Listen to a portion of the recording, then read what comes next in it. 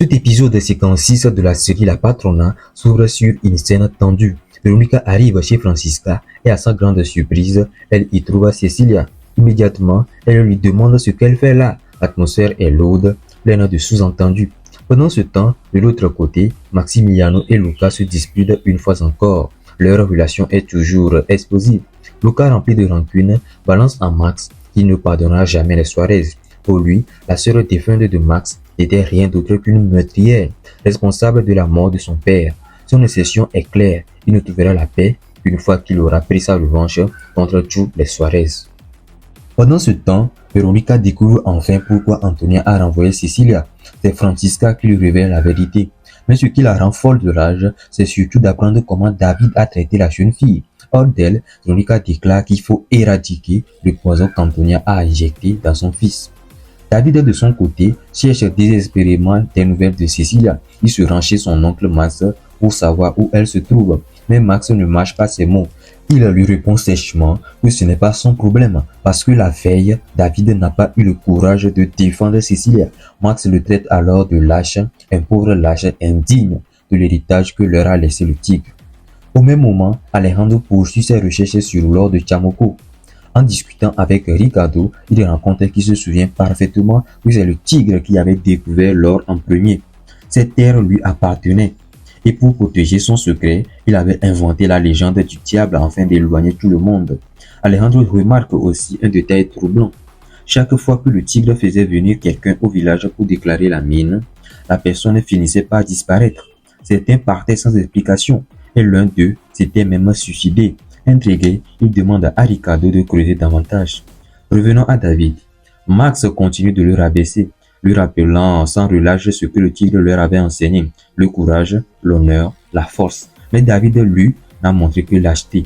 C'est alors qu'Antonia fait éruption et elle interrompt la discussion et demande à Max de l'accompagner au Chamoco. Dans l'ombre, Luca avoue à Macario que sa conscience le hante depuis qu'il a poussé Prudencia sous un camion. Macario, plus froid que jamais, le rassure. La première fois est toujours difficile, mais avec de l'argent, la culpabilité s'oublie vite. Il lui conseille de réclamer beaucoup pour calmer sa douleur, puis lui confie une nouvelle mission, éliminer le docteur Aguirre. De son côté, Ramon poursuit ses confidences à son nouvel allié, Lucho. Il continue de livrer petit à petit les secrets qu'il détient. David, toujours obsédé par Cecilia, finit par la retrouver dans le quartier où vit Francisca. Il essaie de la rassurer, lui promettant qu'il n'y aura plus de problème puisque sa grand-mère ignore qu'il est là. Mais Cecilia, blessée et fière, lui répond sèchement. Elle ne veut pas passer pour une idiote à courir derrière lui. Elle lui ordonne de ne plus jamais chercher à la voir, puis s'en va, le laissant désemparé. Au même moment, Alejandro accepte la proposition de sa mère et de ses alliés, prendre officiellement la tête du Chamoco. Tous le félicitent, sans se douter qu'il cache en réalité ses véritables intentions. Aussitôt, il appelle Ricardo et l'avertit qu'en étant désormais à la direction, il pourra enquêter beaucoup plus facilement de l'intérieur. De retour chez Francisca, Cecilia rentre en pleurant après sa confrontation avec David. Bien qu'elle l'aime encore, elle refuse de souffrir davantage. Veronica la prend dans ses bras, la console et lui propose de venir vivre chez elle. Pendant ce temps, Aguirre, devenue dangereuse, tente un nouveau coup de pression. Après avoir fait chanter Antonia, elle s'en prend à Ruyo. Mais cette fois, ses victimes décident d'agir. Il faut absolument se débarrasser d'elle. Veronica, de son côté, ramène Cecilia dans sa maison et lui dit clairement que cet endroit est aussi le sien désormais. Ses alliés s'y opposent vivement. Tous les secrets sont cachés entre ces murs, des secrets liés à leur vengeance. Mais Veronica est catégorique. Si elle agit ainsi, c'est pour son fils. Cecilia sera la part qui attirera David vers la maison. À l'hôpital, Patricia amène Lucia, la fille d'Alejandro et d'Irène, prise d'une forte fièvre. Alejandro les rejoint rapidement. Comme Veronica l'avait prévu, David se précipite chez elle pour voir Cecilia. Mais là, il tombe sur Veronica qui lui annonce froidement qu'elle compte adopter la jeune fille. Il devra désormais la respecter comme une dame. À l'hôpital, la situation prend un tournant dramatique. Alejandro, anéanti d'apprendre l'état de sa fille, perd ses moyens. Dans un moment de faiblesse, il serre Patricia dans ses bras et, emporté par l'émotion, l'appelle mon amour. Malheureusement pour lui, Irène les surprend. Sous le choc, elle comprend immédiatement que son mari et sa sœur sont amants. Furieuse, elle les insulte et les humilie devant tout l'hôpital.